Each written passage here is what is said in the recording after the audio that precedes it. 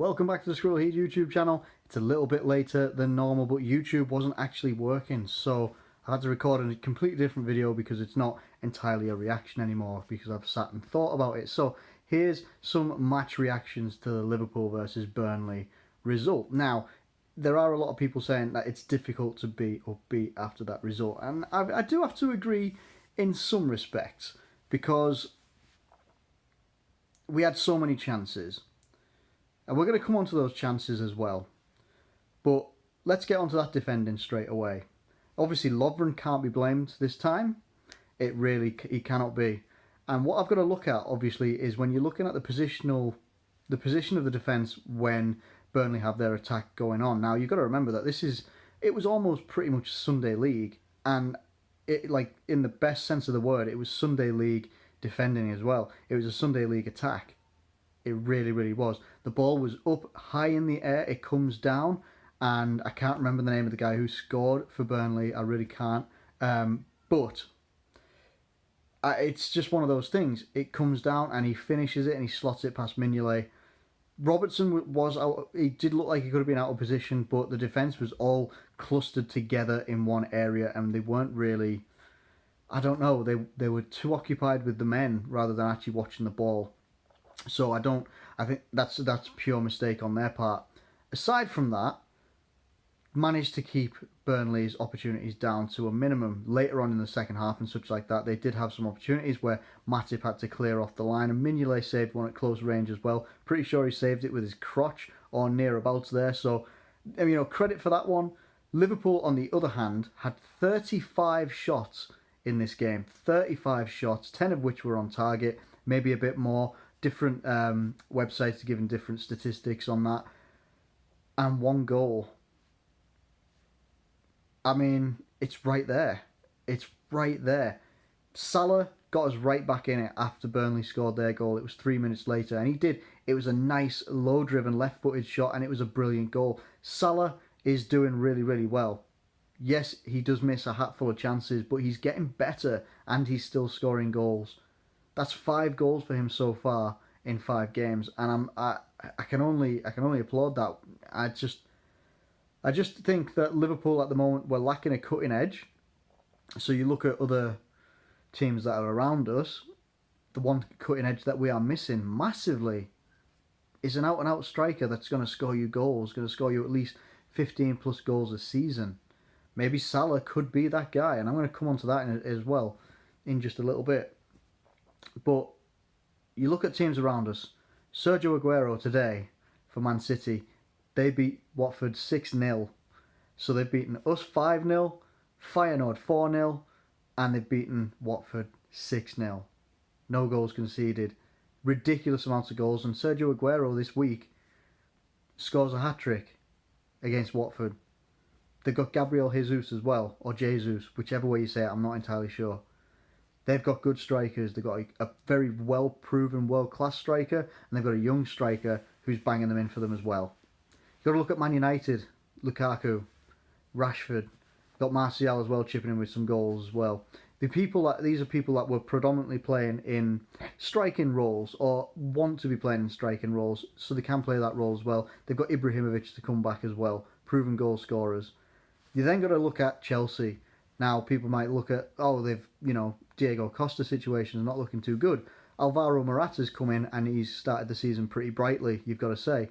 Got a lot of criticism for, I think it was the performance against Arsenal before the season began in the Community Shield, or was it?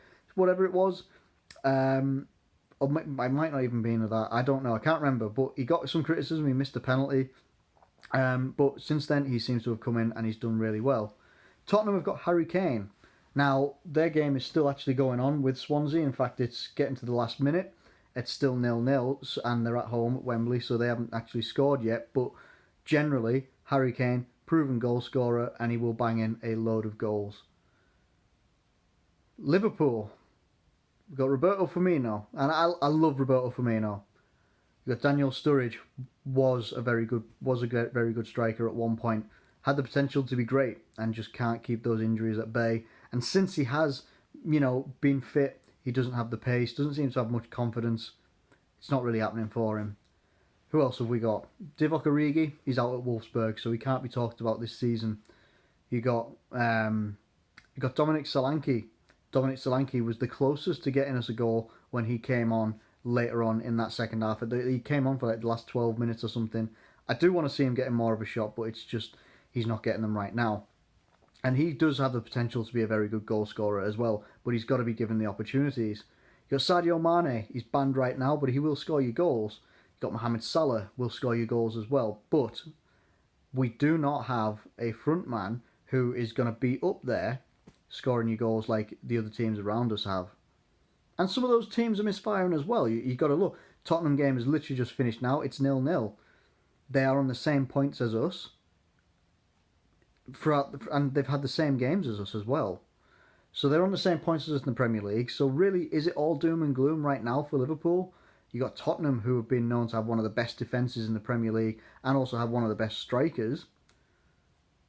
Sometimes I think he's actually a striker who's got one of the best strike rates in Europe in Harry Kane. And right now they've come off a 0-0 with Swansea, a very resolute Swansea as well, who had some chances as well. And they're on the same points as we are at the very same stage. Is it panic stations right now for Liverpool? In my opinion, no, it isn't. It's not panic stations because I think you've got to get past the first 10 games first and see what the lay of the land is. What are we doing in other competitions? Yes, we got 2-2 against Sevilla. Again, not cause for panic buttons, because you've got to look at it the way that we're looking at it. Like I'm trying to look at it now, in that we're creating the chances. Now against Burnley today, you create that many chances, 35 shots, 35 chances at least. Probably more chances that weren't even converted into shots in the end. 10 shots that are on target. So there you've got 10 potential goals. Now, no one's ever going to score, or very, very few are going to score 10 goals in a game. Very, very few. It's nigh on impossible. But to have that many go on target, then you have to look at who were we using to score those goals as well. So Mohamed Salah obviously scored a goal. He does miss quite a few though. You got Daniel Sturridge had a couple of shots. Firmino as well had a couple of shots. We had a lot of our players today in the second half. Emre Can, Coutinho, seemed to think, let's try and see if we can score a goal from outside the box. And it was weird. It just seemed like instead of trying to actually work it into the box and stuff like that, they were just having pot shots. And to be fair, a lot of them were on target. There were a couple, like one of Coutinho's, which was like way up in the air. But we're getting the chances. We came up against the defence and a goalkeeper today, the Pope, comes in for Heaton, who's notoriously been quite a good goalkeeper for Burnley of late. I think last year he had a performance of the season, or one of them, against Ibrahimovic, where they had loads and loads of chances as well, and it came out as a 0-0 for them. Today it finishes 1-1 for us against Burnley. Burnley can be a tough side. Burnley can roll over, and today wasn't that day for Burnley. They really were resolute against us. If we'd have had a finisher, a world-class finisher like a Harry Kane, like an Aguero, maybe it would have been the difference. And maybe we are missing out on that as well. Could have been a bit of a mistake shipping Origi out to Wolfsburg. But this is where we are, and this is our team that we have right now. We're missing Sadio Mane. Of course we are. He's a very good creative outlet. But there are no excuses, and really, to not be performing better than we did in front of goal. It's something that's come into question, ever since the Arsenal game that we had, where we obviously, we won 4-0. Since then, we've been beaten 5-0 by Man City, drew 2-2 with Sevilla, got a draw with Burnley 1-1. The one thing that I do find a little bit ridiculous is that there is an overreaction on social media, especially, saying this is a really terrible week. It's not a really terrible week. Go back to January. Go back to January of this year in the previous season. That was an awful month.